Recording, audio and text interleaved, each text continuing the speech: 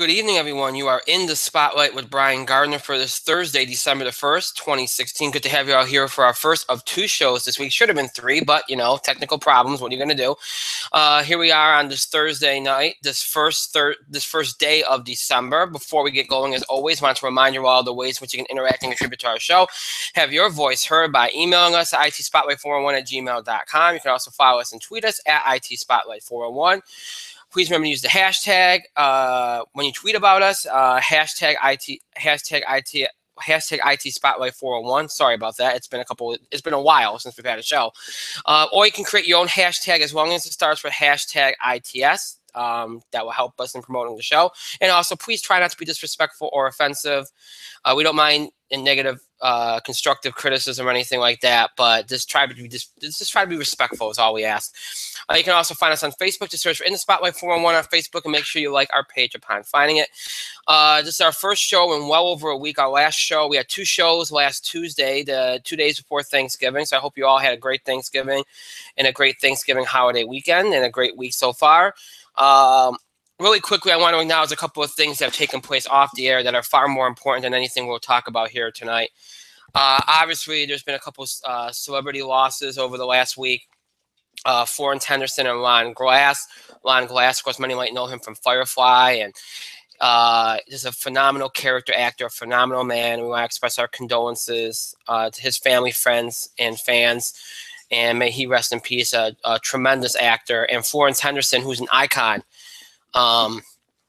Carol Brady, and so many other things. And she was, most people saw her last week at Dancing with the Stars, the finale. And she was very active still in Hollywood, still acting and still appearing in things, and just a lovely woman, a beautiful presence, and she will be missed. She's an icon, as will Ron Glass, both just tremendous actors, and both will be missed. And this year has given us so many tragic losses. And so to the family, friends, and fans and loved ones of Florence Henderson, and we express our condolences and thoughts and prayers, and may she rest in peace. A tremendous talent, no doubt.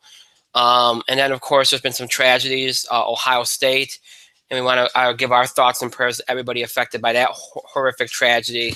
There's been a whole lot of violence this year, and this boggles your mind how there could be so much violence and hate in the world, but there is, and you just hope and pray it gets better. And we want to give our thoughts and prayers to everybody at Ohio State, obviously, and to all those impacted by the horrible wildfires that have killed some people, have affected so many lives. To all those that have lost their lives, we pray they rest in peace, and our thoughts and prayers to their loved ones, and to the loved ones of all those impacted, and to everybody impacted by the horrific wildfires. Our thoughts and prayers go out to you, and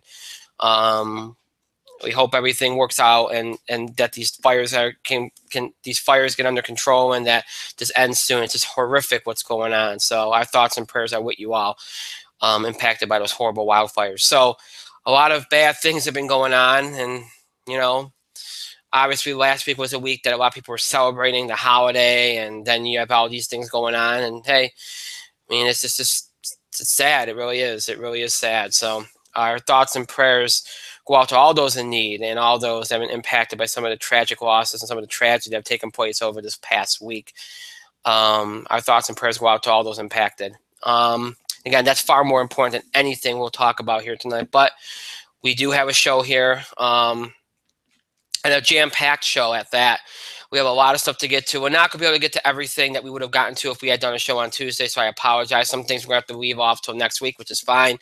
We have sports, we have wrestling, we have entertainment. Sports-wise, we're going to do some baseball, the new CBA. In a way, that's kind of a good thing we're talking about tonight. We got the new CBA. We're going to talk about that tonight. A couple of rumors that are going on in baseball. We did have a big signing, and Yoenis Cespedes being signed. We'll talk about that. College basketball's had a lot going on. We'll talk about some of the highlights from college basketball this past week. That's the sports stuff we're going to do. Obviously, football we'll leave till tomorrow. Wrestling, we got to preview WWE TLC, which is coming up on Sunday. We'll talk about that, and along with other WWE highlights and happenings that have taken place over the last week. And in entertainment, we have our box office beat and TV highlights of the week. We won't do anything else other than that because we just don't have the time. So we got a lot to get to today. We will get started in just a moment, but first kind of want to give you all a little layout here of what's going to be going down on the show. Tomorrow, obviously, In the Spotlight Football Blitz will be coming at you tomorrow. I'm going to be honest with you. Right now, I have it set for 3 o'clock p.m. Eastern time. I said last week 2:30, but I'm going to have to push it back. And it might end up being later. Stay tuned to our Facebook page and our Twitter page. We might have to push that back. I got some family stuff going on right now. I might have to do some things, run some extra errands that I wouldn't have had the plan to do. If that's the case, then we'll have to leave. We'll have to do the show a little later than planned. But right now, it's scheduled for 3 o'clock p.m. Eastern time. So just plan for that. But keep an eye out to our Facebook and Twitter pages all day tomorrow, because there's always a chance we have to shift something or move something around, all that stuff. So please make sure you tune in for that. But right now, 3 o'clock from Eastern time is the time currently set for that particular show. So that's the Football Blitz for tomorrow. Next week, we'll be back hopefully with 3 shows. Because who knows? Look what happened this week with the problem. I'll get to that in just a moment. But next week, we got 3 shows scheduled: Tuesday, Thursday, Friday. Tuesday, of course, we have our normal sports wrestling show. We'll talk about the fallout from TLC. Monday Night Raw, on the wrestling side of things, and the sports side of things. We'll talk anything. Next week's Winter Meetings week in baseball. Always a big week. We'll talk about that. Obviously, provide coverage on our Twitter page as well for that, because that's always a big week in sports. We'll talk about the winter meetings, anything else MLB we have to talk about, college basketball, all that on Tuesday. Next Thursday, of course, the box office beat, In the Spotlight TV picks of the week, and then we'll probably do some other entertainment stuff. I'll talk more about that on Tuesday once I decide what I want to do with the show. And then, of course, next Friday, In the Spotlight Football Blitz. So next week, it'll be a normal week, but we'll have a little bit of time to get some things we might have been putting off over the last couple of weeks due to time and such. So just want to give you all a little insight into what's going to be going down over the next few shows.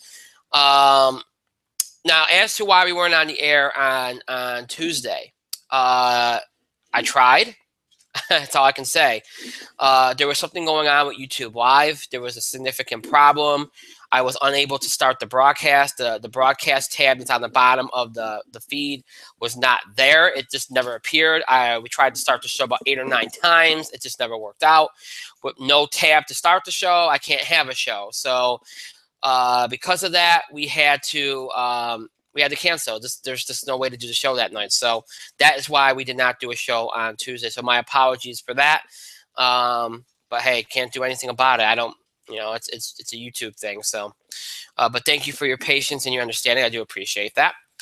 All right. So, of all that being said, my co-host has not started yet. We are going to get underway because we have a lot to get to tonight, and I do not want to waste time. So, let's get right down to it. We're going to start in entertainment then. The reason why we're going to start entertainment tonight is that's stuff that we can move through quick. And I want to try to get you as much stuff quick as we possibly can, because I want to get the stuff in that we have to get in.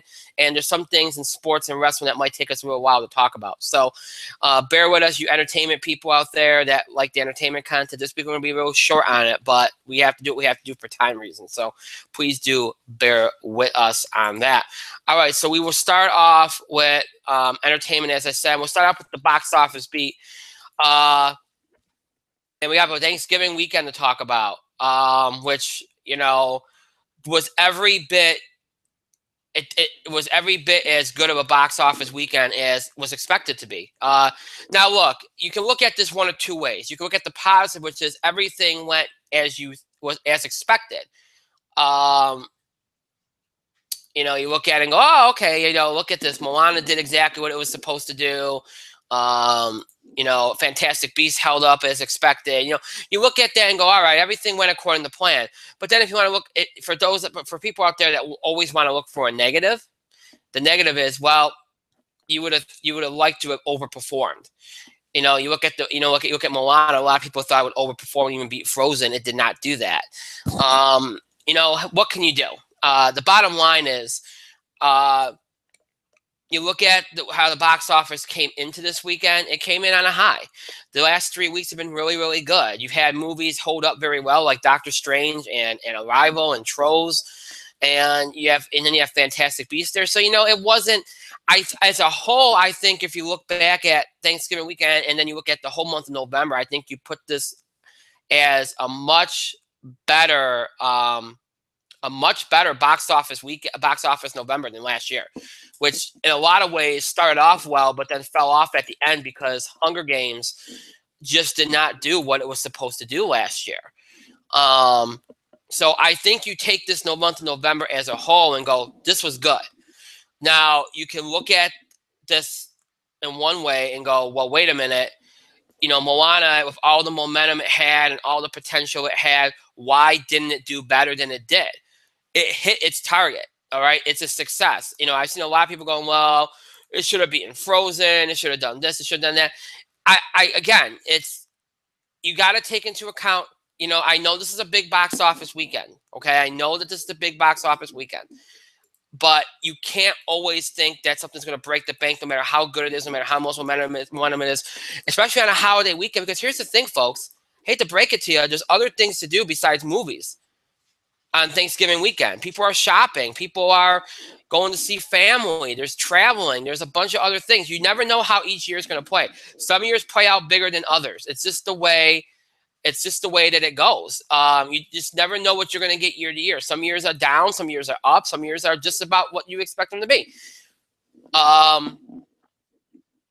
It's just what you do. It's just what you do. You just look at it and go, you hope you hit if you're a studio, you hope you hit your target. And if you hit your target, you're happy. And that's exactly what most of these movies did this past weekend. They hit their target, and that's considered a success. And the thing you gotta remember too is not everybody's gonna rush out to see movies, especially a movie that might be heavily pushing for families and kids. Most of the time they do get that audience right out of the gate. Most of the time they do get that audience right out of the gate. Sometimes they don't. Sometimes people wait. I got there's too many other things to do. It all depends on how it plays. Either way, it hit its target. Moana did. You can't complain about that. You can't complain about that. Fantastic Beasts held up exactly as expected. Everything really played out exactly for the 4-day and the 3-day, basically within the range of what was expected.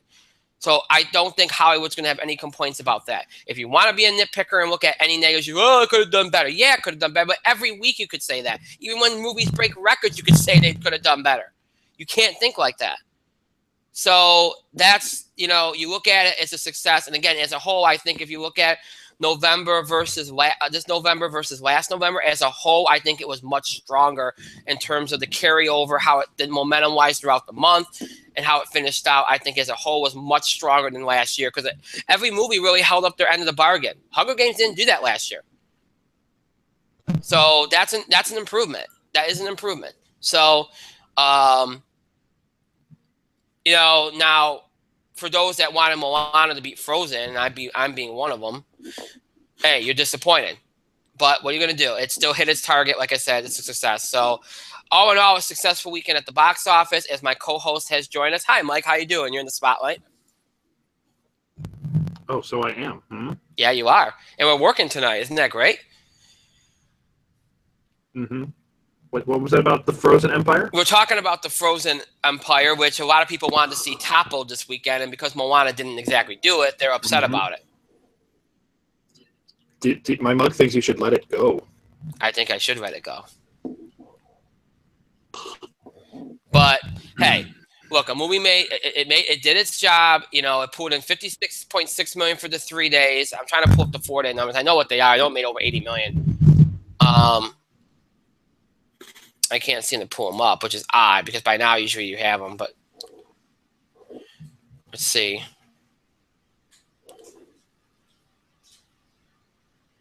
So, yeah, I can't pull up the 4-day numbers. That's not really cool. That's usually they're right there in front of you. Right here, 81.81 million. All right, so again, that's pretty much right in its wheelhouse.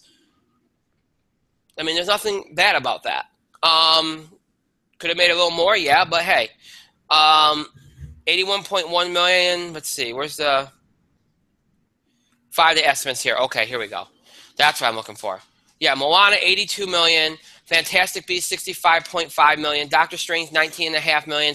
Allied, 17.7 million. Arrival, 15.7 million. Trolls, 14.5. Bad Santa 2, 9.1. Hacksaw Ridge, 7.6. Almost Christmas, 7.5. Those are the 5-day numbers for all movies over 5 million. That's really good. Doctor Strange went up 10%. Arrival went up 30%. Fantastic Beasts only lost about 12%. Trolls only lost about 17%. Almost Christmas and Hacksaw Ridge both went up as well. So that's a very good weekend. And the 3-day numbers, like I said, Moana had 56 million. Where did this go? Right here. 56 million. Fantastic Beasts pulled in. Here it is. I had to go back and forth here because they wouldn't let me go do what I want to do. Fantastic Beasts 45 million. Doctor Strange 13.7. Allied 12.7. Arrival 11.4 and 10.6 million for Trolls. 6.1 million for Bad Santa 2, and Almost Christmas put in 5.6 million. Hacksaw Ridge 5.5. That's really good. It's really good. Rules Don't Apply didn't do very well. Only made 1.5. That if you want to look for a really bad negative, that movie, which directed and starring Warren Beatty, was one of the worst major releases of all time in terms of opening over the holiday weekend, in terms of opening in general. So that's, if you're looking for a negative, there's a negative. There's a negative. But otherwise, I thought as a whole it was a good weekend. You could argue Bad Santa 2 should have probably did a little bit better, but again, R-rated. It's been a long time. My wife's making a cameo. I'm very disturbed right now.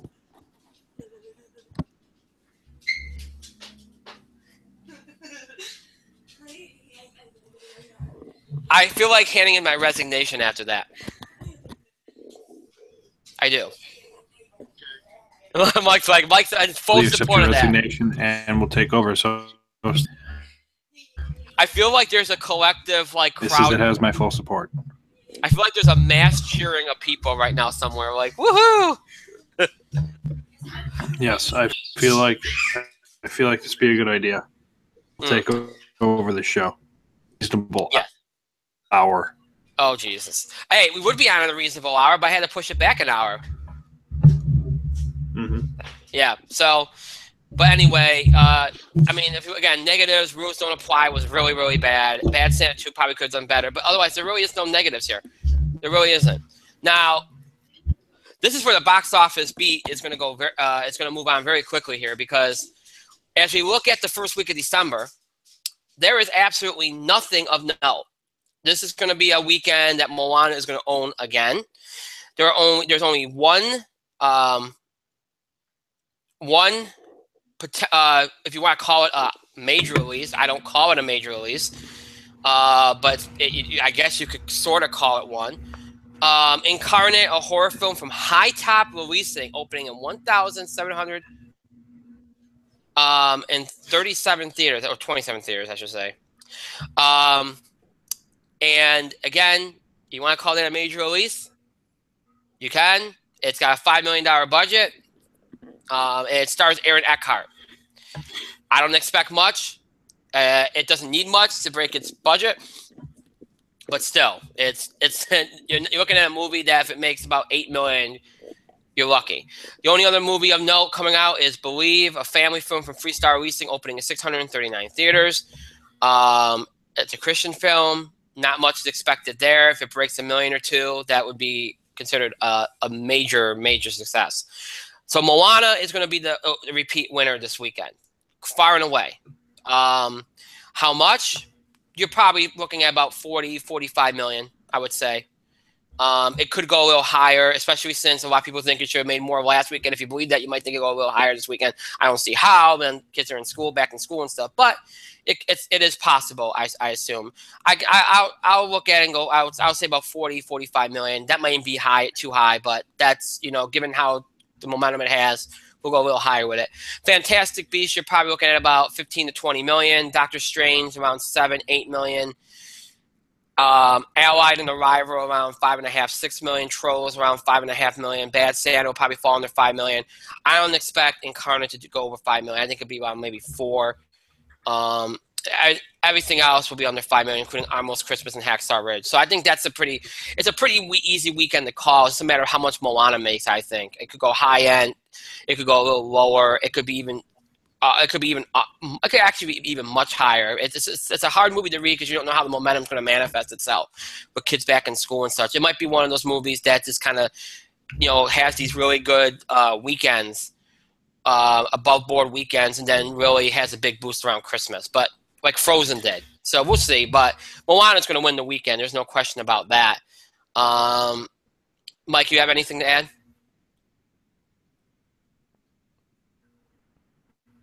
Okay. Moana. Next weekend, you only have one major new release, Office Christmas Party, a comedy. We haven't had too many comedies. A lot of people think that's going to be the first successful comedy in a while. We'll see. And then the week after that, you have a big movie in Rogue One, a Star Wars story, and also Collateral Beauty, which is getting a lot of buzz. So things will pick up slowly again starting next week. But right now, this week's one of those weeks where you kind of burn off the Thanksgiving movies. So that's what you're going to see happening this weekend. You get that extra weekend where it's kind of like a lull where people are, it's more about the movies that have come out more than the movies that are coming out, I should say. So, all right, so that's the box office beat. We now move on to the TV highlights of the week, which I'll throw to my co-host first time. Mike, do you have any TV highlights of the week?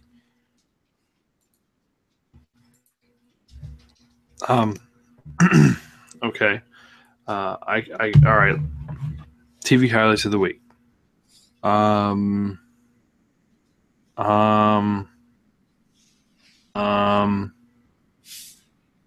got nothing. You don't? No, okay. I'm just fucking with you. I got lots of things. All right. Lots of things. Let's start on Fox. Because really good episode, of course. I don't at this point know why you watching Lethal Weapon. It is really good. All right, so Lethal Weapon. Your ass should be watching it. I don't think there was an episode of Speechless last week, and if there was, you should watch it anyway because it's fantastic. It is probably the new TV highlight of the year. So, Speechless, you should be watching. You should be watching. All right. Let's go to the CW, which is where a lot of my where I'm going to be staying. You has last week's episodes. Let's see. I covered last week's episode of Arrow was pretty good. If there was an episode, I'm not even sure. But if it was pretty good. Doesn't matter. This week's God, I don't even remember. Holy crap. I'm sorry. I just don't remember if there was an episode of anything last week. I will say this, though. There was an episode of Legends of Tomorrow that I did not watch. Hex. And I missed it. I'm going to catch up with that. This week, however, they're doing their 4-part Invasion storyline, which is it features Supergirl, Arrow, Flash, and Legends. Episode was Killer Frost. I think I talked about that last week, it being really good. See, was there an episode of Arrow last week? Yeah, I thought there was. Oh no, that. I don't think. Well, Vigilante. I can't remember. I can't. I want to say I watched an episode last week, so I can't remember. I believe it was called Vigilante, and if that's the episode that I saw, then Arrow is highly recommended. That episode had a couple of twisted turns that nobody saw coming. It was really pretty good. Look, Arrow season 4, as we have said, has sucked. Arrow season 4 sucked.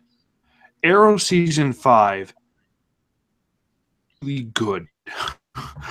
Like the only episode I've missed so far was season 1, but from episode 1, from episode 2 on, Arrow has been friggin' fantastic. Cannot complain about the quality. It's back to where it was. It's not bogged down in the romance nonsense Oliver's training a team. There might be a mole on the team. Ooh. Now, it's a pretty so good Arrow is a good team thing. Lots of drama. So Arrow is on point, whereas Flash has been struggling a little bit. Now, this 4-episode, this 4-night event, Invasion, not bad so far. I had to sit through an episode of Supergirl.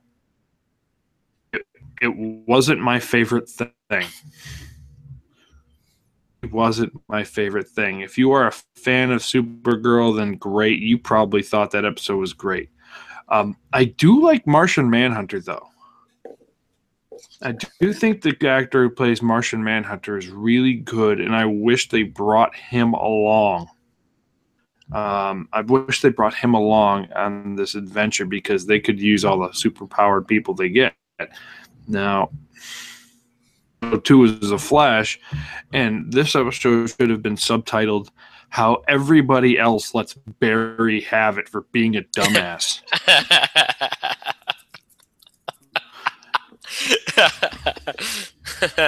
Now, Oliver had to sympathize with Barry to kind of bring his morale back up. And even though I'm going to spoil this aspect of Flash, they're like, oh, well, we're all voting Barry as the leader, even though Oliver is essentially,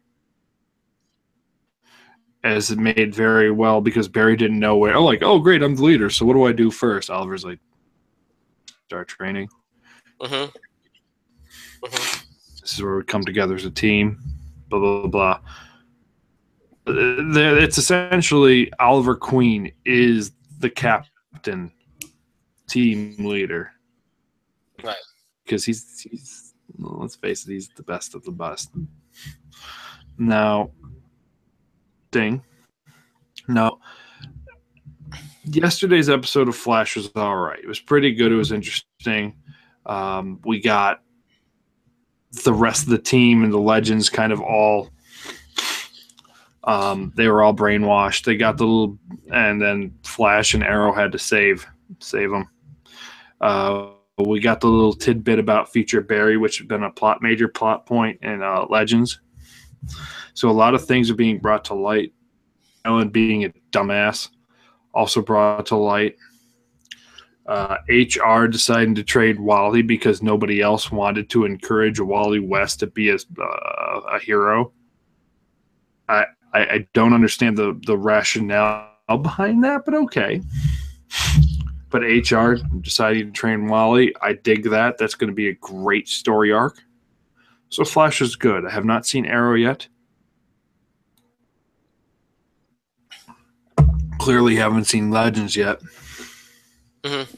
Legends. So there's that. I highly, again, as I said, I recommend Speechless, as I always do. This is the best new show, and you should be watching it. And if you're not watching it, why aren't you watching it? This week's episode of Conviction was really interesting because there were a lot of twists and turns. It kind of took you in a direction which I didn't see coming. So the writing for the show's gotten better. It's too bad it's probably not going to last this season. But Conviction has been pretty good. Agents of S.H.I.E.L.D. was fine. There were cool moments in the show. Mac being Ghost Rider was pretty sweet for a little bit. Fine. It wasn't like, oh great, this is the greatest thing ever, and it wasn't like season 4 of Arrow bad or every season of Gotham bad. It was all right. South Park, Comedy Central now. It was okay. Brian will talk about that. No, I won't. It was, yeah, you will. There were funny moments, but overall it was kind of like a blah episode. Right now, season 20 is underwhelming. Not as good as season 19. Strictly. Let's go to Ovation Television. A Merry Murdoch Christmas. This is the Murdoch Mystery / Artful Detective 2-hour Christmas special. Of course, it's Victorian Canada, and people die. Has to investigate death.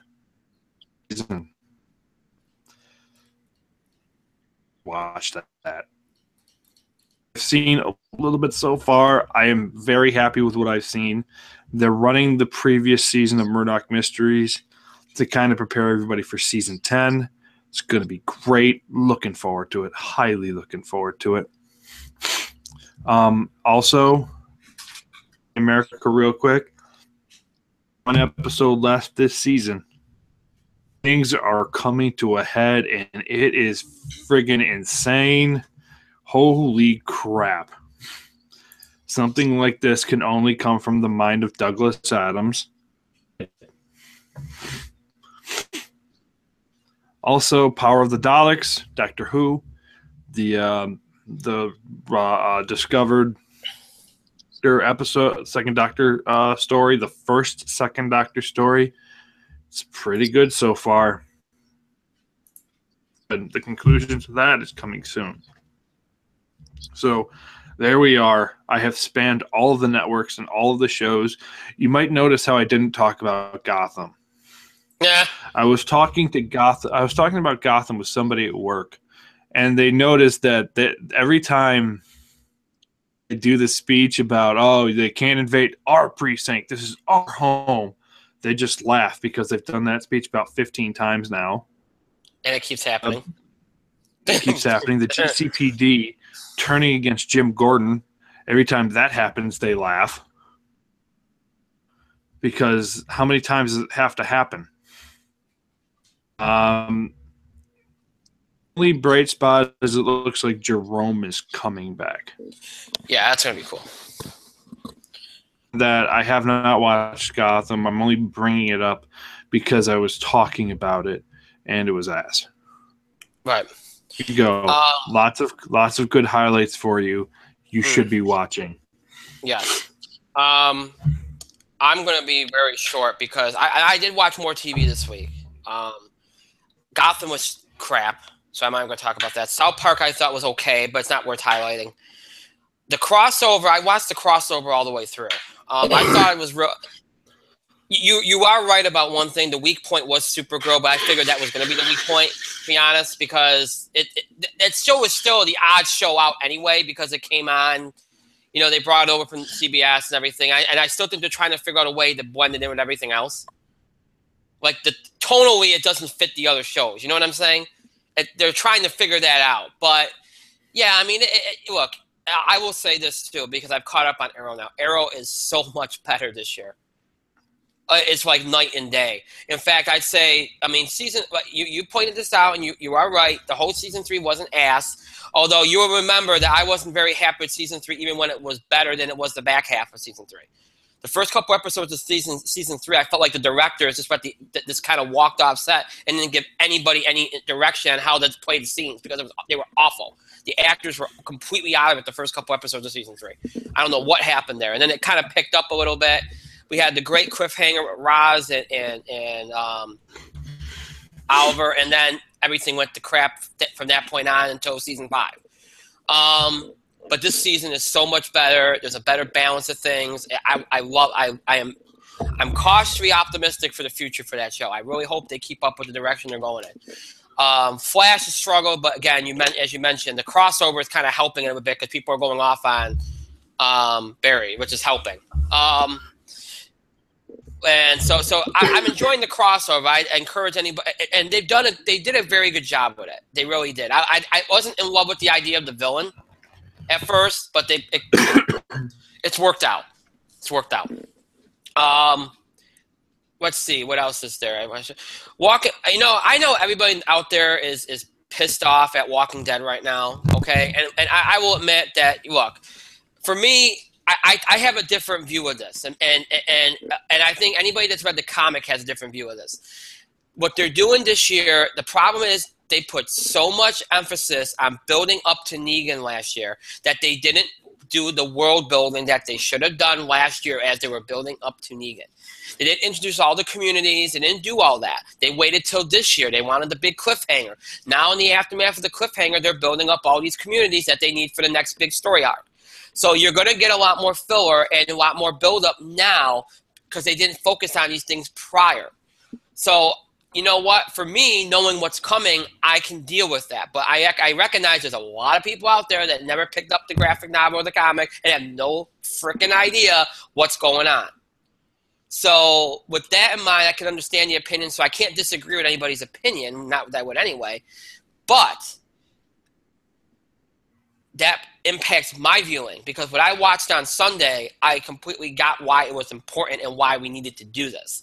And I'm very happy that they are developing characters that for the past 3 seasons have gotten no attention. And Rosita and Eugene and not Abraham, Tara. You know, we're getting characters that, Caro even, are getting attention. Enid getting attention.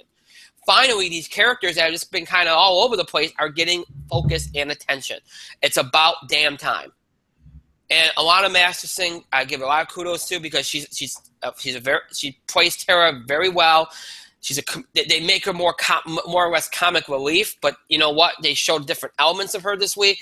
They gave her a chance to shine. It was very good. It was a nice change of pace. I thought the episode was fine. Was it the best thing since sliced bread? No, but it was a fine movement. I thought it was a much better episode than the week before at the Hilltop, which, look, that could have been a great episode. The content was there. Whoever directed and wrote it did a crappy job of it. I don't know. That was probably one of the worst episodes of Walking Dead I've ever seen because it just wasn't written well. The content was there. They just didn't deliver it. They just failed. I've seen the comic of that particular material, and it was awesome. So I don't know what happened there, but I thought Walking Dead was good. I thought what Agents of S.H.I.E.L.D. did was really cool with the different realities and, you know, the different dimensions thing. The way that they filmed it and the juxtaposition I thought was really, really cool.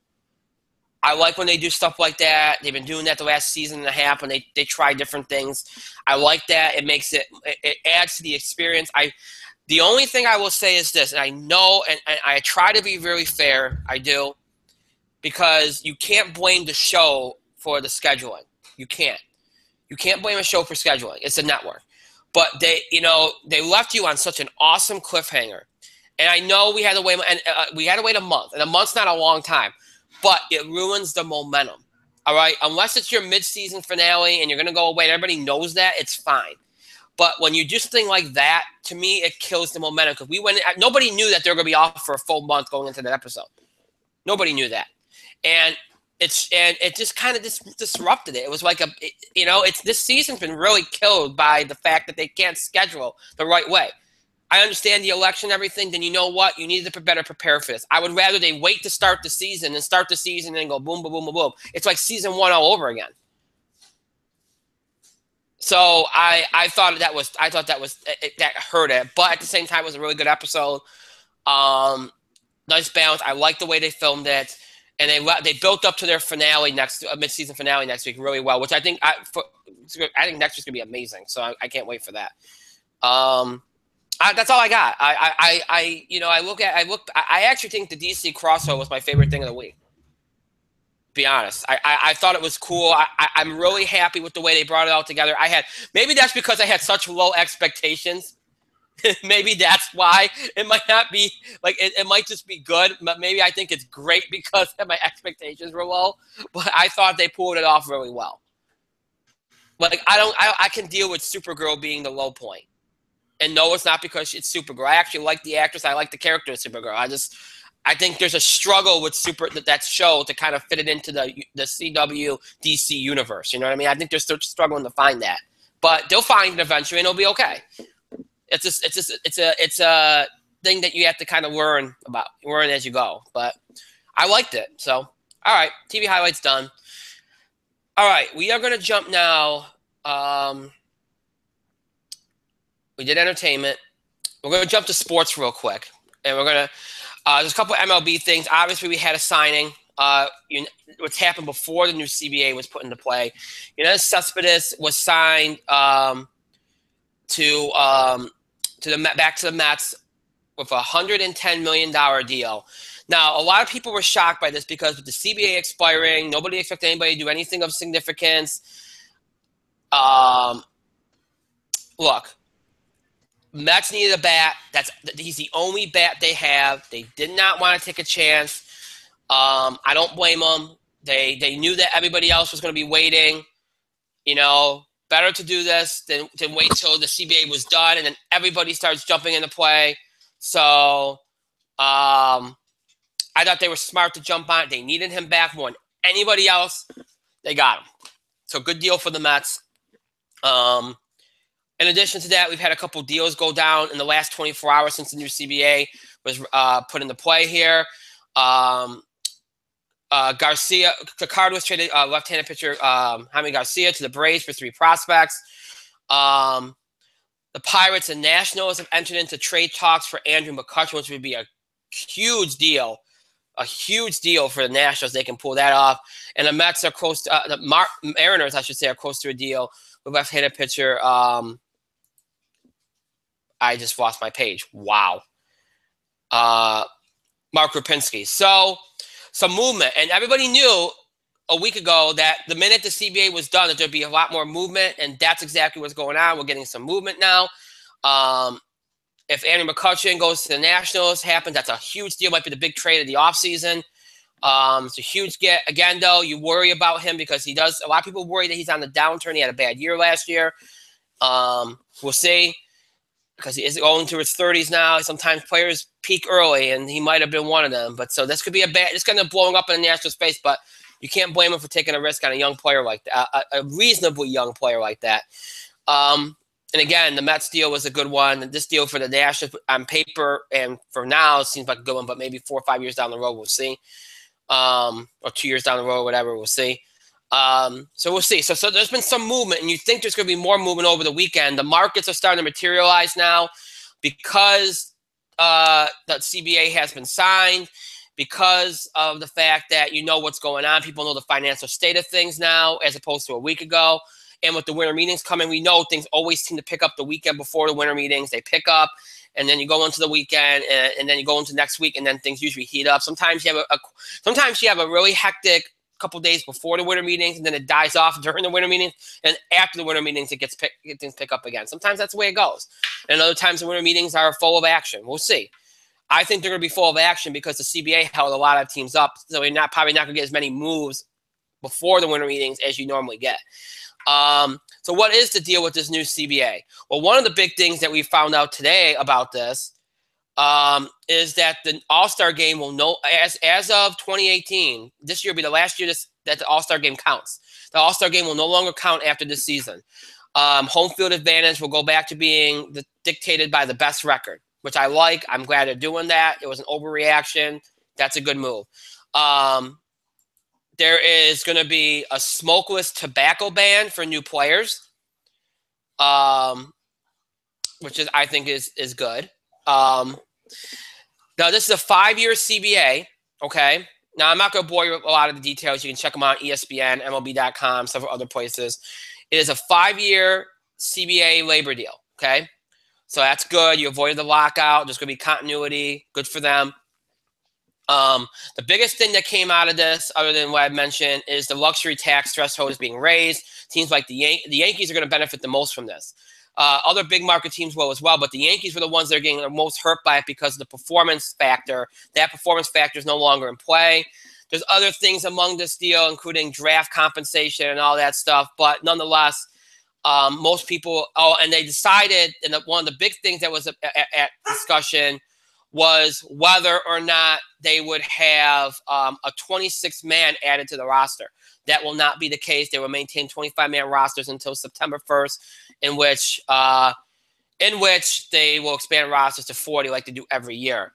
And you can read the rest of the details elsewhere. There's nothing else really big other than, minimum salary being raised. And there's also going to be some change to domestic violence policy and stuff like that. But, there's other little things, but that's generally the big thing. So as a whole, I think these are good changes. I think they did a good job. I liked the All-Star game going back to the way it was. I think the luxury tax thing needed to be changed. If you want to bring back more, look, people can look. Enough of these teams have realized that they have to put their funding back into their team. You can't just pocket the money. These teams have realized it finally, and that's why you're seeing more teams competitive over the years. I don't think you need the luxury tax to be what it was. I like the changes. Now, obviously, I'm a Yankee fan, but I think for any big market fan, any fan of big market teams, you have to like what they did here, because I think that it was getting a little absurd. And look, part of the fun of sports is your teams. Look, we've seen in the NBA, we've seen like you go and get the best, try to get the best players. And let's be honest here, these players aren't just going for necessarily always the most money. They're going for more years than they are money. So, I don't think this is all what it was 10, 15 years ago, where the same teams were getting the free agents, okay? I don't think it's all like that anymore. A lot of these teams that perform well, I don't think it's definitely a big market world anymore. So I like the changes there. I as a whole, I think they did a good job. And I'm glad that they got this done within a week's time and that there's not going to be a lockout or anything. And now things will pick up, and hopefully we'll have some good stuff going on. Over the next week, some action, some trades and stuff to keep things interesting, because it's been a quiet offseason so far, which, again, with the CBA, it's not really shocking. So that's the CBA. I know I'm rushing through this, but, again, we have time issues, so I want to try to get to everything we have to get to. Outside of that's that Major League Baseball stuff, okay? College basketball, I'm going to be short with this because we can't go over every single game. I'm just going to focus on the big highlights. We're going to do a college basketball preview, not next week, but the week after. Just for time, I want to try to do it.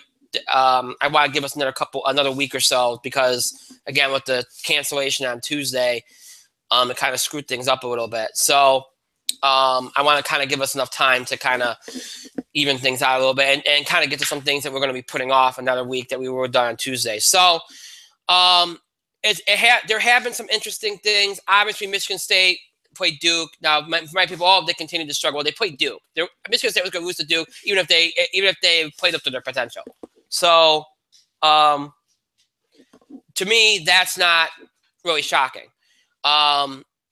Duke continues their injury issues. They have another injury going on, but they're playing through it. Mike Krzyzewski's back to his plan from 2 years ago, where he's doing no contact practices, which he has to do. So, that's going to be a thing, but you can't blame him for that. Really, I would say the only big development was yesterday with Indiana beating North Carolina. Indiana, to me, for the first time, now Indiana's had a good year so far. I mean, they came in 4-1. That was an impressive performance by Indiana. That's the performance that put some faith, that gave me the ability to have some faith in them as being more than just a tournament team. They're a team that I can see at least get into the Elite Eight now. I was really impressed with Indiana yesterday. Really impressed. I like Carolina so far. I thought they played okay in that game. I think, I do think they are one of the best teams in the country. I think people have to bet. They are the best defensive North Carolina team I've seen in a long, long time. Offensively, though, I think people are giving a little too much credit, because I do think they're a little too reliant on jump shots. But we'll see. We'll see. But I like what I've seen so far. South Carolina, and I'm not just saying this because they beat Syracuse. South Carolina has really impressed me. Their defense has been amazing. They remind me. It's not. I'm not trying to compare them to VCU in terms of the defense they play. In terms of the kind of defense they play, I'm comparing them to VCU in terms of the physical defense they play. They play a really good. This is Shaka Smart's VCU, mind you. They play a really physical defense, and they dictate the entire game with their defense. It's crazy how good their defense is. I mean, phenomenal. Baylor's had a good week. They pulled off some big wins. I'm very impressed with Baylor so far. Again, Arizona had a pretty surprising loss, which I'm sure Mike enjoyed. Hang on a second. I'm trying to pull this page up. Oh, there it is. Well, not a surprising loss. They lost to Butler. Butler's had a good week. But for many, that was a surprising loss. Butler's had a good week. Butler deserves to be ranked. I'm glad they are. In fact, Butler is probably one of those teams that surprised me, because I didn't think they would do something like beating Arizona this year. I didn't think they were that kind of team at this particular juncture, but it turns out they are. I mentioned Baylor. They're in the top 10 now. You're probably wondering why. Well, even though it's early season, you look at the teams Baylor's beating. They beat Oregon when they were number 4. They beat Michigan State. I know that doesn't mean much. They beat Louisville. They beat VCU. They played some really good teams. And they're going to play Xavier this weekend. That's going to be a true test for them. But I've been really impressed with Baylor. They played a good schedule so far, and they've beaten a lot of good teams. So Baylor's going to be a team. They're very athletic. And as Mike, I'm sure Mike knows, well, not my source, Mike knows, but a little story in relation to Baylor. I don't know if he's heard, but this is something I just read. Mike, you remember Isaiah Austin? Yes. Do you know he's been cleared to play in the NBA? I did not know that. No. He's gonna play. I don't know where he's gonna play, but he's gonna play. I mean, it probably is gonna be like a short-term thing, but he's gonna play. It's pretty cool because especially since he has a job in the NBA right now. So I think they're gonna just do like a short-term. I haven't read the whole thing yet. I'm gonna see if I can pull up something, but apparently he's been cleared, so they're probably gonna do like a short-term so he can say he played in the NBA. But still, that's really awesome. I love that. Of course, given the commissioner, I'm not really surprised they're gonna do something awesome like that. That's just how he does things. But Wisconsin has been impressive. Syracuse has not, but I'm not going to talk about that because I think the Syracuse thing is more or less a situation of not being ready and having to learn a lot. Plus, I think the alignment of players needs to change. Rhode Island has been a disappointment to me. They lost to Valpo. They have not played up to. I'm noticing a lot of teams just not playing up to capability, but that could be early season. Over the last week, you've seen a lot of that. I think a lot of teams just not playing up to their capability. Oregon's one of them. Syracuse is one of them.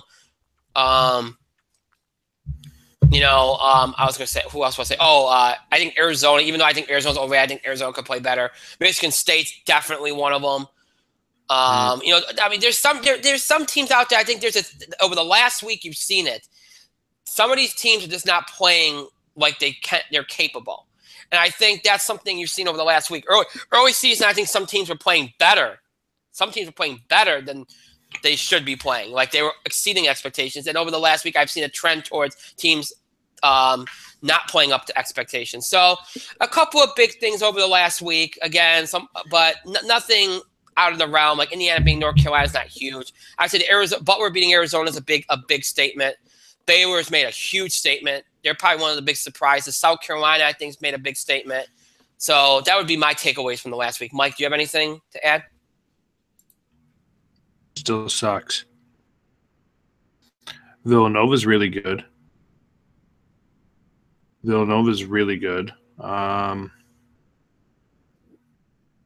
Although they're in the Big Five right now, so that's not really saying too much.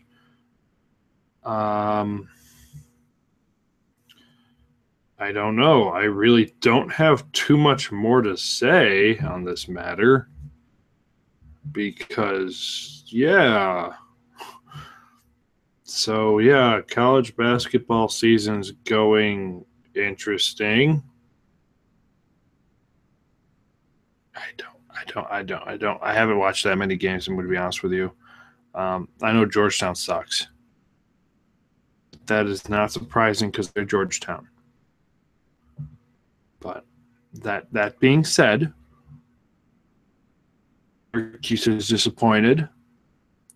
They're not playing up to their potential. I think Syracuse currently has Michigan State syndrome and that they'll get better later on. That's all I have. I didn't have much for that segment because I don't know why you left. I'm back. So don't worry about it. You did good. No shit, I did good. All right. So I know we rushed through that, but again, time. But we'll be doing more with that. Again, we'll do a college basketball preview probably a week from Tuesday, so you can look forward to that. All right. So that's the sports stuff we have to get to. Now we jump to wrestling. And the first things first, we're going to look at the pay-per-view that's coming up on Sunday. And we're going to be very quick about this because I think this month's pay-per-views, both the SmackDown pay-per-view, which is coming up on Sunday, and WWE TLC on the WWE Network, and of course the WWE Roadblock End of the Line. They had to put End of the Line there because they've already had Roadblock this year, earlier this year, so they have to kind of change it up a little bit. I think both pay-per-views this month are going to be basically filled. I don't think anything significant is going to happen, other than maybe 1 or 2 title changes. And if there's any title change, I think they're going to be more like the tag team division kind of title changes. You know what I mean? Nothing like earth-shattering. So we're going to preview WWE TLC, and that's going to be the bulk of our wrestling. And then we'll do maybe a quick like look at Raw. But so you have all right. So we don't have a lot of matches for Sunday. And I think a lot of these matches, again, are going to have results that are kind of bland for most people that like title changes, but it's just the way it is. As I pull up the card here. Okay. This doesn't want to work for me. Now, look, TLC is a cool pay-per-view. So there's going to be probably some cool matches, but I just don't – again, I don't anticipate a lot of movement. So, all right, so we'll start. I don't know if there's going to be any kickoff matches because they haven't announced any. And with so few matches, who knows? But let's see here. All right, we're going to talk about first. We will do the chairs match between Baron Corbin and Kalisto first. A feud that I kind of like. I think it's cool. It gives both these guys something to do, although both these guys don't need to be losing right now, but still. Nonetheless, I think it'll be a cool match. There'll be some cool spots with the chairs. You know, Kalisto can do a lot in the ring. Baron Corbin can look like a powerhouse. I kind of want Kalisto to win because I think they should be giving him a push, and I think Baron Corbin needs a little bit more time before you strap a jetpack to him, like you did Braun Strowman. But I get the feeling Baron Corbin's going to win, and they're going to use this whole the chairs match to kind of protect Kalisto and make it not look as bad of a loss, because that's what TLC's for in a lot of ways. These gimmick matches in general are more or less a way to kind of give guys wins. And you know, the guy that loses doesn't lose as much because there's weapons involved and stuff. So that's kind of how they like to do it. But yeah, I mean, I think it's gonna be a cool match. It's gonna be some cool spots. But I think Baron Corbin's gonna win, even though I think Kalisto should win. Mike.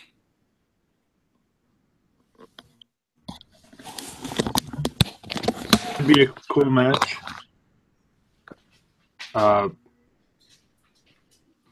Didn't even bother to put the camera down. How rude, they say in Full House. Anyways, Baron Corbin, he needs a little bit more time. Kind of rushed to the main roster. That's fine. Kalisto, really good. Needs a push. Big Spanish star. He really, really needs to push.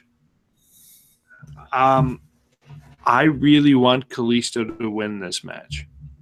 And with the chairs match, I think they can better protect Baron Corbin from the loss. Because they could say, oh, well, Kalisto, he won because he had help with chairs. But if they had another one-on-one match, who's to say who would win? So I think this match would help them protect the loss.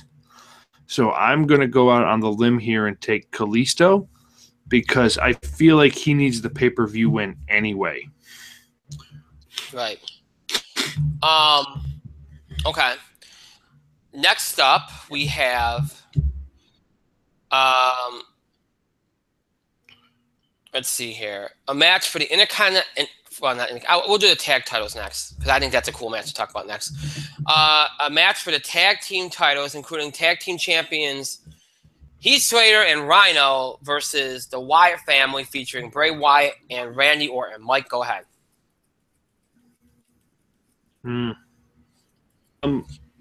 Heath Slater and Rhino were the most interesting thing on SmackDown in a while. And then and then a lot of their time went towards the Ellsworth nonsense. Mm-hmm. So, that being said,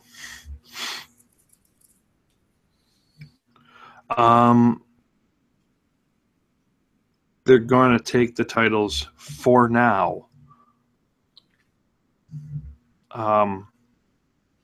Slater and Rhino, and they're going to kind of yes, they're going to take the attention off of them and blah blah blah blah blah. And then it's going to be the Wyatts, but I think in the end it's a temporary thing. Mm-hmm. And Rhino are going to get the titles back for a little while. That being said, now is not the time. Now's the time that they're going to take those championships off. I think there's more in Bray Wyatt having the titles now. Randy Orton. So I think they're going to go to the Wyatt, where the titles are going to go to the Wyatt family. I'm going to take Bray Wyatt and Randy Orton to win the tag team championships. All right. Yeah. You know, I've gone back and forth on this Orton Wyatt angle. Yeah, you know that. I liked it at first, and then I went through a period where I was like, "What the hell are they doing? It sucks." And then now that I kind of have an idea where I think it's going, I love it. I think, look, it's unbelievable that Bray's been in this company for so long. He hasn't even had a mid-card title. And I don't mind the idea of just giving him something for right now, just to say he did something. You know, I mean, it's just, and I think considering where I think they're going with Orton and Wyatt, I think this will help it along. I think it gives you something. So, and I'm pretty sure their plan is to transition it to the Wyatts so they can transition it to American Alpha. Like, I'm pretty sure that's their game plan here because they had Wyatts beat American Alpha. So I don't mind that so much. To me, that would be awesome to see. So it gives American Alpha a boon to go over Orton and Wyatt. So, yeah, I think the Wyatts are going over here. I think Bray and Randy Orton are going to win this match. Look, Heath and Rhino have great. They deserve more than they got. We'll blame it on the James Ellsworth crap. But you know what? I'm glad that they got him for as long as they had. I hope they still do something more with him. But look, their run's going to end here. I think this will be a cool match. I look forward to it. It'll be a nice storytelling match on the side of Orton and Wyatt. So but I think Orton and Wyatt's going to win this match. I don't think you do this match unless they're not, if they're not going to win. So Orton and Wyatt for the win here. Next up, we have Nikki Bella and Carmella in a no disqualification match. This one I'm going to be short and sweet with. Carmella needs to win this match. Nikki should have already put. Now look, if this was the blow off to their feud, then Nikki could win this match. But they didn't. They to me, all right. If you had put in Carmella over already, and you've had a couple matches where Carmella's gotten over, and you want Nikki to win this match, this would have been the perfect way to do it without Carmella losing anything. But you had Nikki go over in all these matches, and now you're gonna. If you have Nikki go over again, what have you done with Carmella? Nothing. You know, that's why I said TLC is about is, you know, you can have somebody go over someone, and then if you don't want them to lose too much, if you don't want the person that's gone over to lose too much, and you want the other person to win, well, then this is a perfect environment for this because you don't lose anything if you lose in a no DQ match or a chairs match or a table match or whatever. But they didn't do that with this program. They crapped the bed on this program. It started out so interesting, and they had Nikki pretty much squash the momentum of Carmella, and now they're trying to get it back. If they want to get it back, you have Carmella beat Nikki Bella, and there's really no excuse, no disqualification match. Have Carmella be completely brutal in this match. Have her be brutal. It'll get her over more. Have her be brutal. You need her to go over here. If she goes over here, I think this will be a good match for them. You'll be able to tell early on if Nikki Bella's going to go over, I think you'll tell. Because what they'll do, you can always tell in these matches how, you know, when you're facing somebody that doesn't really put people over too often, if they have the person that's usually the one that wins the match, you know, constantly in peril and getting kind of destroyed, then you'll know that they're winning because they're trying to make the other person that's going to lose the match look good. So if you see Nikki Bella taking a lot of punishment early in the match and not getting a lot of offense in, it's not kind of an even match, then she's going over. It's a Cena kind of thing. She'll be going over because they're going to be saying, well, Carmella put a beating on her, but Nikki just found a way to win. That would be kind of what it is. So you'll be able to tell early on. I think Nikki Bella is going to win, unfortunately. I really do. I don't think they're going to give Carmella the win here. I hope that they do. It's the right thing to do. I don't think they're going to. So Nikki Bella, I'm going with for the win here. Mike? I actually disagree with you, and this is my reason. The reason is they made it clear. I think they're making it clear that Carmella was not the one to attack Nikki Bella at Survivor Series. I think they're kind of going with that angle. I think because it's a no disqualification match, you are going to get the person who actually took out. She's going to take out Nikki in this match. There is no excuse now not to have Carmella win, because Carmella could finally get something out of this program. They can give something to Carmella.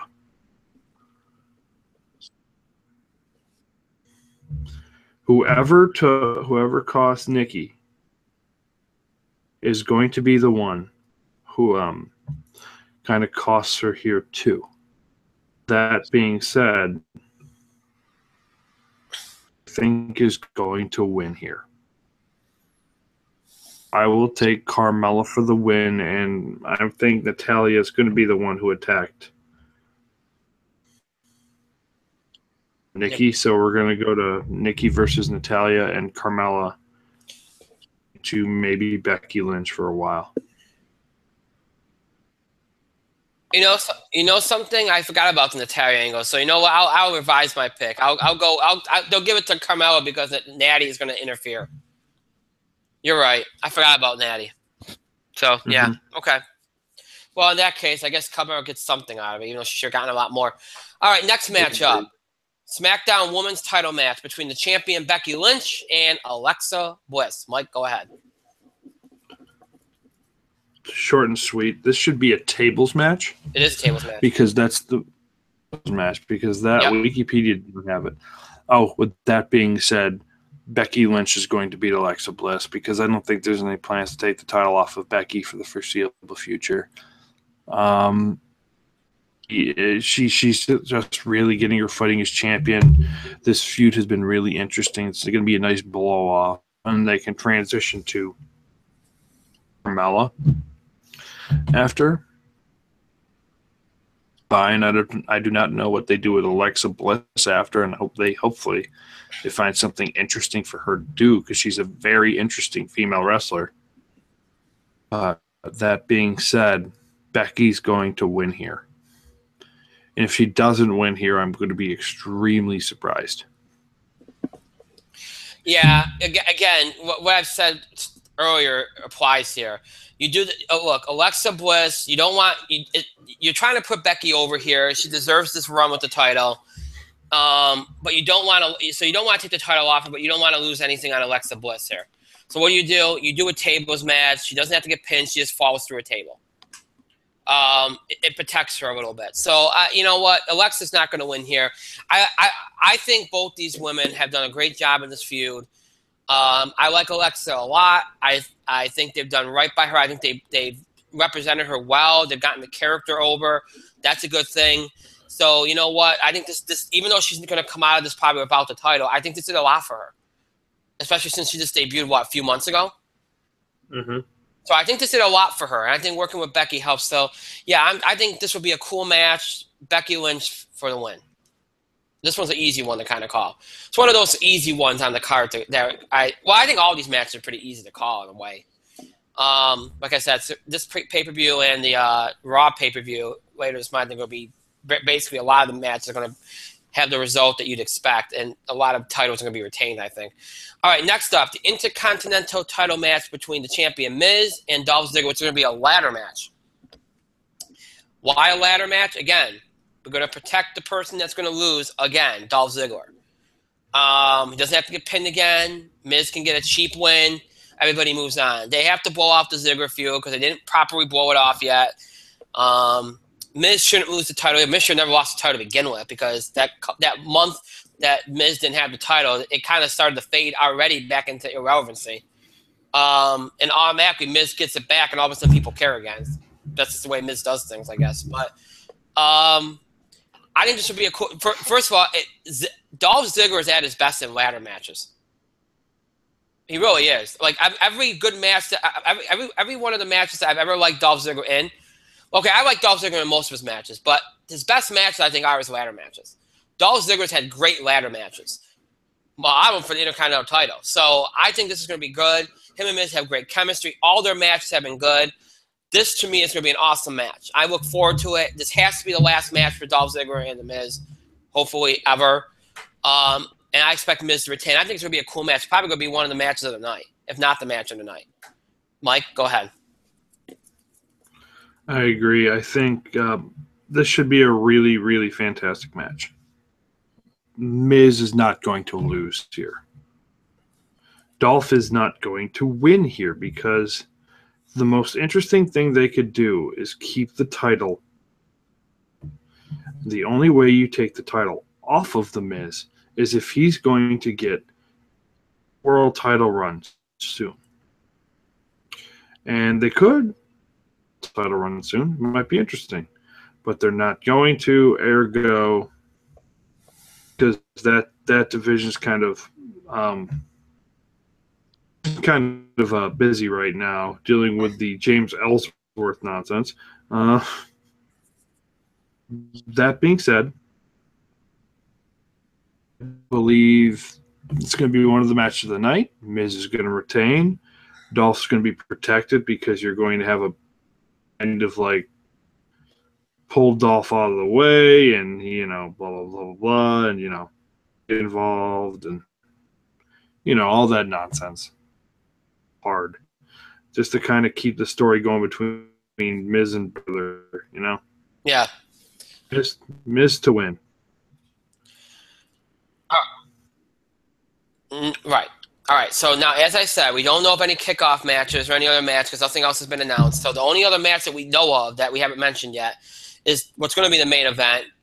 And that is the tables, ladders, and chairs match for the WWE World Title with the champion AJ Styles versus Dean Ambrose. No doubt James Ellsworth will be involved in some way, much to our chagrin. But anyway, Mike, go ahead.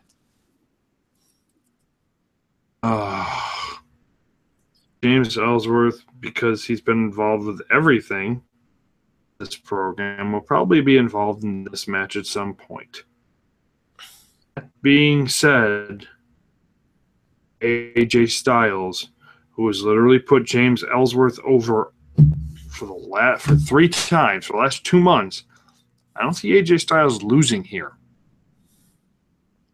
Good way of kind of keeping Dean away from the title. He doesn't have to eat a pin, as we keep saying. Mm-hmm. I think AJ to retain here. No reason why AJ shouldn't retain here. It kind of gives AJ a little bit more credibility for now, considering he just spent the last bunch of months putting over friggin' James Ellsworth. It's great. Let that part of the story die. AJ could retain. I don't think is going to lose until WrestleMania. Right. Loses until WrestleMania. Agreed. And as well as he shouldn't. He's just doing really, really, really good work. To retain here over whomever. Dean. Yeah. I'm going to say this is just to me.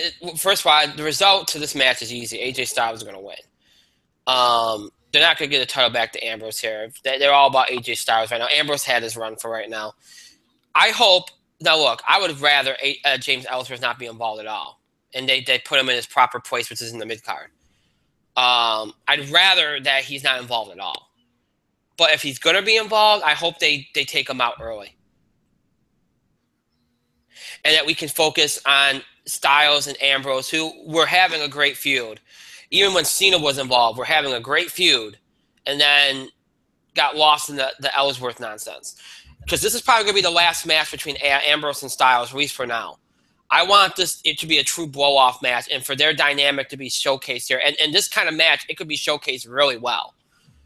And I hope that they get that because they both worked hard. Ambrose, through his program, even with the Ellsworth stuff, Ambrose has become invested again. We're seeing the old Dean Ambrose quite often now. So I'm glad about that. He's kind of come back into his own a little bit. And these guys were having a great feud. They deserve to have their feud end the right way. Get the Ellsworth nonsense out of here and focus on them. Let them shine here and put a proper end to their feud. That's what I hope for in this match. I hope that they get that. I'm sure the portions that are just focused on them are going to be really, really good. But yeah, AJ Styles for the win here. I'm not really that excited about this event because, again, a lot of it feels predictable. Even though the Raw one's probably going to be predictable as well, I'm looking more forward to it, but whatever. TLC is usually one of my favorites, but this year I just don't really care too much. But all right, so we did all TLC weeks that we know of. I know a lot of people are always interested in our thoughts on Monday Night Raw. Mike, do you have any thoughts you'd like to share from that show on Monday night? Heartbroken. I'm sure. Say the Sami Zayn Mick Foley stuff was a big highlight. It looks like they're finally doing something with Sami Zayn. I'm not sure Mick Foley is the general manager to do it against, considering he's the face GM. That being said, the Sami Zayn doing something with Sami Zayn, hella interesting. I'm glad that they're doing something with him because he deserves it, man. He's great. I am heartbroken a little bit over the Kevin Owens and Chris Jericho stuff because I thought they would last a little bit longer. Cannot wait for their oncoming movie. Whatever, Buddy Cops. The other guys too, they're going to be great. That being said, Kevin Owens and Chris Jericho are always money. The match with Roman Reigns was fine. You had to set up him winning somehow. So you had to set up Roman being in the match. It's fine. It's fine. Probably going to retain at the pay-per-view.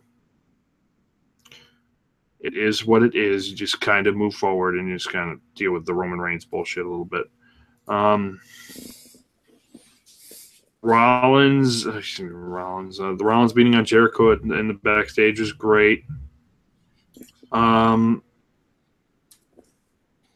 main event match it was a very intense match.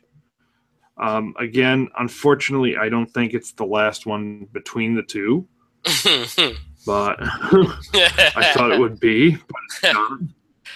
So, okay, so here we go again. Sasha wins on Raw. And Charlotte will probably win on the pay-per-view because there's going to be rumors that Sasha got injured again. It's like, oh, well, we got to give it to Charlotte now.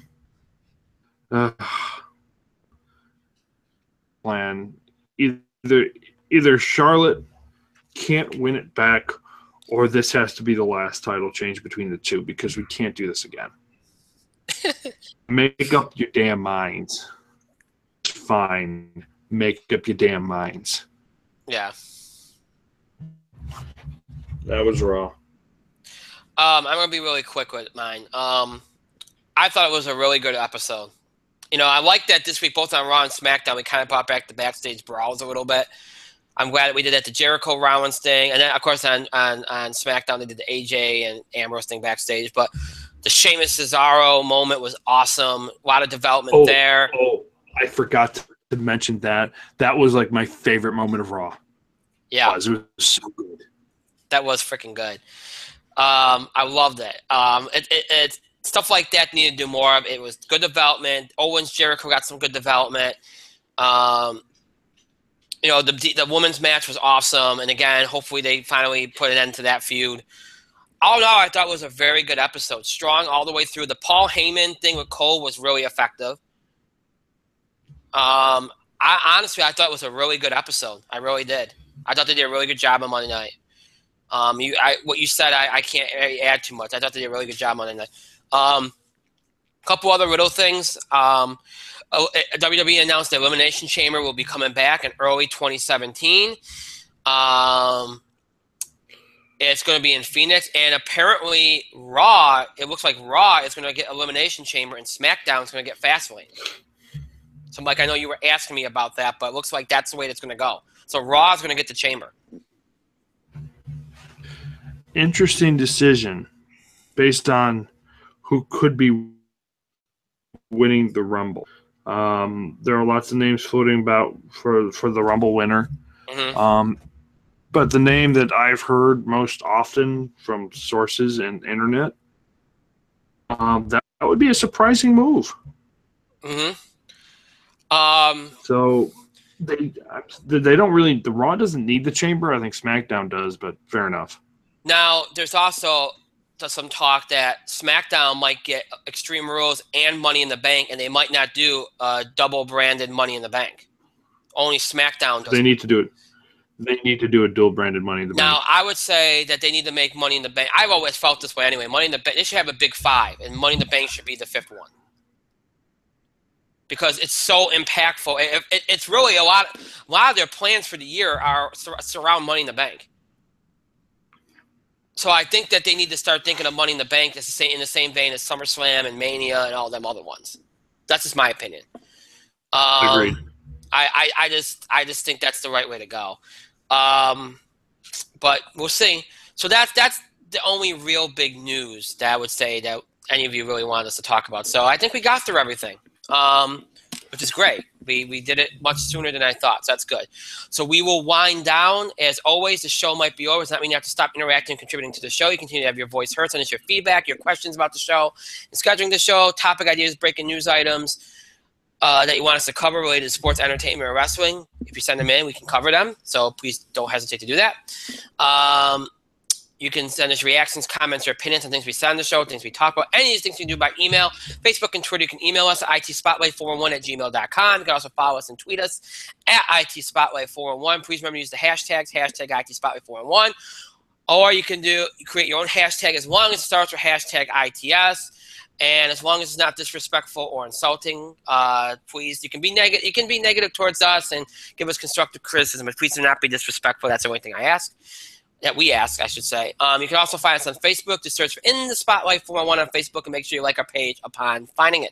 We encourage you to follow us on Facebook and Twitter for the latest information about our show, especially when it comes to scheduling. Remember, tomorrow at the football show, we might have to move things around, so you might want to follow us on social media all day tomorrow, but always follow us on social media so you get the latest updates about our show scheduling, show information, and of course, we post other things on there as well. Next week during the winter meetings, I will be providing some coverage through Twitter, so you might want to follow me during that time, follow the show during that time, so you can get some updates in case you, for some reason, haven't heard them. So please do remember that. If you'd like to keep up with our show, you have a number of ways in which to do that, and a number of ways in which to look back at past episodes. If you're a fan of streaming, you like seeing us on screen for whatever reason, you're comfortable with it, and maybe you're interested in just our Google Plus and YouTube episodes, if any of that applies to you, then you want to search for us on Google Plus and YouTube. Just search In the Spotlight 411, and you'll have access to every episode we've ever produced for Google Plus and YouTube. Everything from mid-October of last year all the way up to today's episode is available to you anytime you want. To search for In the Spotlight 411 on Google Plus and YouTube, and you'll have access to those episodes. If you're more of a fan of audio podcasting, maybe you want to listen to us on the go, maybe you'd rather listen to us rather than see us on screen. And also, if you're interested in older episodes of our show from maybe 3, 4, 5, 6 years ago, if any of that applies to you, then you might want to search for us on our main host sites, Podbean and iTunes. To search for In the Spotlight 411, and you'll have access to every episode we've ever done in the existence of this show. Everything over the last 6 years is available every episode in order from the most recent date, which is today's episode, all the way to the oldest show way back in October 2010. So every show we've had from October 2010 to tonight's episode is available in order from the most recent to the oldest. Everything from Blog Talk Radio, Talk Show, and now, of course, Google Plus, YouTube, everything available to you all. And every episode we've ever done available to you all anytime you wish. Maybe you missed an episode, missed a part of an episode. You might look back at an episode from 4 or 5 years ago for the first time. Maybe a long-time fan wants to revisit an episode. Any of these things you can do on Podbean, iTunes, and of course, if you're interested in more recent episodes, you can do that on Google Plus and YouTube as well. So Google Plus, YouTube for streaming, Podbean, iTunes for audio, podcasting, and listening to us on the go anytime you want. 4 ways to keep up with our show and look back at classic episodes. So make sure that you remember all that and you utilize those resources because they're very, very helpful indeed. All right. So I want to thank Mike for being here tonight. Thank you, Mike. It's time for bed. Let's go.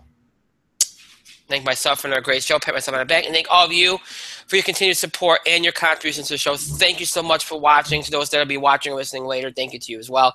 Thank you for your patience and understanding this week with the technical problems on Tuesday and the cancellation and everything else. Thank you, thank you, thank you. I can't express enough my thanks for your understanding with that. That is it for tonight. Again, in the Spotlight Football Blitz tomorrow, currently scheduled for 3 o'clock p.m. Eastern Time. That could move up earlier. That could move back later. I don't know. Keep an eye on our Twitter and Facebook feeds tomorrow for information because that's where I'll be putting it if there's any information, if any changes. So make sure you do that. Follow us on Facebook and Twitter tomorrow for any updates if I should change the time of that show. Of course, you know what the Football Blitz is.